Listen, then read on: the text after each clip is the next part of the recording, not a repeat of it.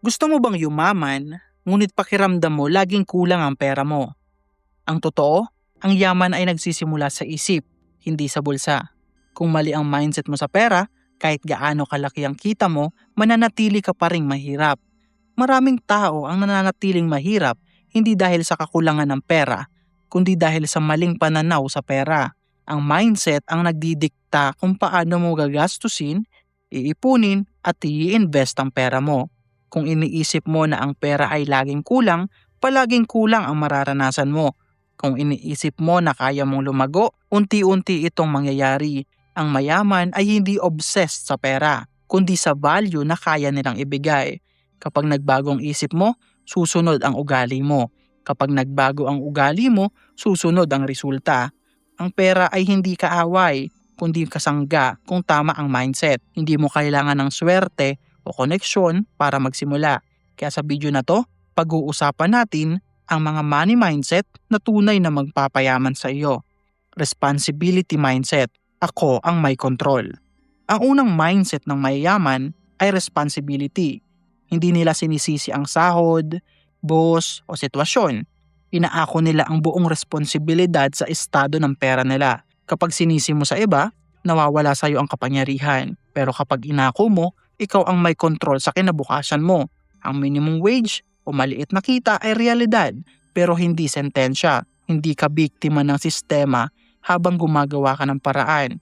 Ang mayamang mindset ay nagtatanong ng ano ang pwede kong gawin, hindi bakit ganito lang ako.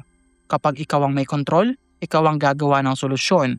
Ang solusyon ay laging nagsisimula sa isip. Ito ang pundasyon ng pagyaman. Kapag may mindset na responsible ka, hindi ka basta-basta nawawala sa landas. Ang bawat desisyon sa pera ay resulta ng mindset na ito. Hindi ka na umaasa sa swerte, kundi sa diskarte. Pinapalakas nito ang disiplina at focus mo. Kahit maliit ang kita, lumalaki ang pera kapag may tamang mindset. Ang mindset ay parang pundasyon ng bahay. Kapag matibay, tatagal ang lahat. Hindi ka basta-basta magpapadala sa impulsive spending. Natututo ka mag-prioritize ng pera. Kapag may mindset na ito, mas madali ang pag-iipon at investment. Hindi ka madaling madala sa pressure o inggit sa ibang tao. Ito ang unang hakbang para lumago ang pera mo sa tamang paraan. Growth mindset. Kayang matutunan ng pera. Ang mahirap ay nagsasabing, hindi ako magaling sa pera. Ang mayamang mindset ay nagsasabing, pwede kong matutunan ito. Naniniwala sila na ang skills sa pera ay natututunan, hindi ipinampamana. Hindi sila natatakot magkamali. Hindi sila nangihinayang humingi ng kaalaman. Ang kaalaman ay pinaka-importanting asset ng mayaman. Libre ang learning resource ngayon. YouTube, podcast at online courses. Ang disiplina sa pag-aaral ay pumapalit sa koneksyon o swerte. Kapag lumawak ang kaalaman mo, lumalawak ang opportunity. Kapag lumalawak ang opportunity, lumalawak ang kita. Ang growth mindset ay nagbubukas ng isip ng posibilidad. Kapag natuto ka araw-araw, hindi ka na natatalo sa hirap. Hindi mo kailangang malaki agad ang kita para magsimula. Maliit lang, basta may consistency. Ang bawat hakbang na natututunan mo ay puhunan sa future mo. Kahit failure, may natututunan. Kaya hindi ka natatakot subukan. Kapag may growth mindset ka, palaging may bagong paraan para kumita. Ang mindset na ito ay nagtatanggal ng takot sa pera. Ang mindset na ito ang nagtuturo kung paano gawing pera ang skills at talento mo. Value mindset, kumita sa pagbibigay ng solusyon. Ang mayamang mindset ay nakatuon sa value, hindi sa pera. Ang pera ay natural na resulta kapag may value kang naibigay. Iniisip nila kung anong problema ang kayang solusyonan. Kung may problema na kayang ayusin, may pera na sumusunod.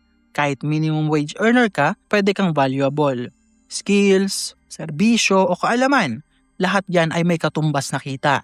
Kapag focus ka sa value, hindi ka dependent sa lack o connection. Ang bawat produkto o serbisyo ay pagkakataon. Kapag natutunan mong magbigay ng value, lalago ang network mo kahit walang kakilala. Ang value mindset ay nagtuturo kung paano mag-invest sa sarili at sa talento. Hindi nila iniisip ang instant reward. Iniisip nila ang long-term na epekto ng value na naibibigay. Kapag consistent ang value, susunod ang financial growth. Ang value mindset ay nakakatulong sa paghahanap ng additional income. Hindi ito tungkol sa paghahanap ng shortcut. Ito ay tungkol sa pagkakaroon ng purpose sa pera. Ang mayaman ay strategic sa bawat hakbang. Kapag nakatuon ka sa value, lumalaki rin ang confidence mo. Ang confidence ay nagdudulot ng mas maraming oportunidad. Ito ang mindset na nagpapalakas sa financial freedom mo. Long-term mindset, hindi instant ang yaman. Ang mayamang mindset ay marunong maghintay. Hindi sila nadadala sa mabilisang pera o get-rich-quick schemes. Alam nila na maliit man o malaking kita, kailangan ng panahon. Ang delay gratification ay mahalaga. Mas pinipili nila ang disiplina ngayon kaysa luho ngayon. Kapag natutunan mong maghintay, mas maayos ang decision making.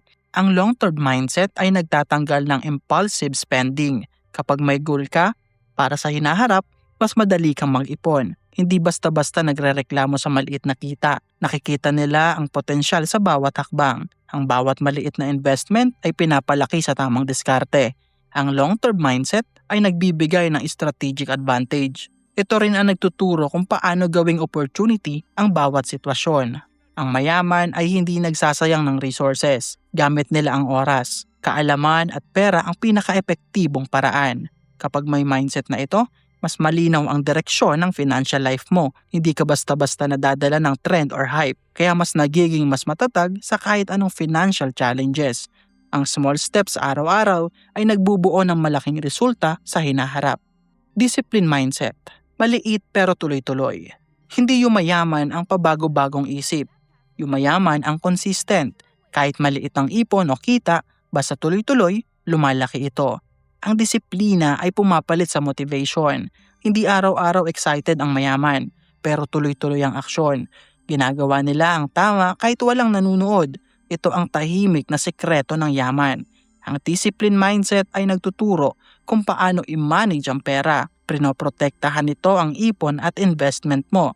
Kahit maliit ang kita, lumalaki kapag may system. Ang consistency ay nagtuturo ng patience at focus. Kapag may discipline mindset, hindi ka basta-basta napapadala sa impulsive buy. Natututo kang planuhin ang gastos at priorities. Ang maliit na hakbang araw-araw ay nagbubuo ng malalaking yaman. Ang maliit na hakbang araw-araw ay nagbubuo ng malaking yaman. Hindi ka natatalo sa temptations ng mabilis na luho. Ang disiplina ay nagiging habit at lifestyle. Kapag nagiging habit, hindi mo na kailangan magpilit. Ang mindset na ito ay nagbibigay seguridad sa financial life mo. Kapag consistent ka, mas madali rin ang pag-scale ng kita. Ang yaman ay nagsisimula sa isip. Hindi ka yayaman dahil tumaas ang sahod mo. Yayaman ka dahil nagbago ang mindset mo. Kapag nagbago ang mindset, susunod ang ugali. Kapag nagbago ang ugali, susunod ang resulta. Kung mali ang mindset, kapag malaki ang kita, mabilis itong mawawala. Kung tama ang mindset, kahit maliit ang kita, lumalaki ito. Ang mindset ang ugat ng financial decisions mo. Kung aalagaan mo ang ugat, mabubuo ang matibay na financial future. Ito ang pinaka-importanting puhunan mo para sa tunay na yaman. Kung babaguhin mo ang mindset mo ngayon, babaguhin mo ang future mo. Kaibigan, sana may natutunan ka sa video natin ngayon. Hanggang sa muli, kita-kits!